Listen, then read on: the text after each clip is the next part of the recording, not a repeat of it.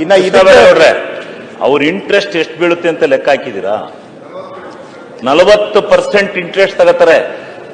ಅವ್ರು ಕೊಡೋ ದುಡ್ಡಿಗೆ ಅವ್ರ ರಿಟರ್ನ್ಸ್ ತಗೊಳ್ಳೋ ಹೊತ್ತಿಗೆ 40% ಇಂಟ್ರೆಸ್ಟ್ ಬೀಳುತ್ತೆ. ಅವ್ರನ್ನ ಬ್ಯಾನ್ ಮಾಡ್ಬಿಡಿ. ಅವ್ರ ಅವಶ್ಯಕತೆ ಇಲ್ಲ. ಆ ಪಾಪ ಹೆಂಗಸರುಗಳಿಗೆ ಗೊತ್ತಿಲ್ದಲೇನೆ ಸಾಲ ತೆಗೆದು ಮನೆ ಹಾಳು ಮಾಡ್ಕೊಂಡಿದ್ದಾರೆ, ಹೋಗ್ತಾ ಇದಾರೆ. ಅದರಿಂದ ದಯಮಾಡಿ ಅಂತ ಯಾವುದೇ ಫೈನಾನ್ಸಿನ ಸಂಸ್ಥೆಗಳನ್ನ ತೆರೆಯೋದಕ್ಕೆ ಬಿಡಬೇಡಿ, ರದ್ದು ಮಾಡಿ. ಅವರು ಈ ಫೈನಾನ್ಸ್ನವರ ಅವಶ್ಯಕತೆ ಇಲ್ಲ. ಬಡವರನ್ನ ಮತ್ತೆ ಬಡವರ ಇದಕ್ಕೆ ತಳ್ಳುವಂತ ಫೈನಾನ್ಸರ್ಸ್ ಅವರೆಲ್ಲ.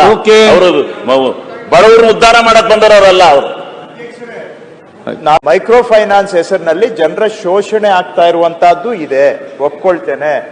ಈ ಶೋಷಣೆಯನ್ನ ತಡೆಗಟ್ಟೋದಕ್ಕೆ ತತ್ಸಂಬಂಧವಾದಂತ ಕಾನೂನಿಗೆ ಸರಿಯಾದಂತ ಬಲಪಡಿಸುವಂತ ತಿದ್ದುಪಡಿ ತರಲಿಕ್ಕೆ ನಾನು ಇವತ್ತೇ ಅವರಿಗೆ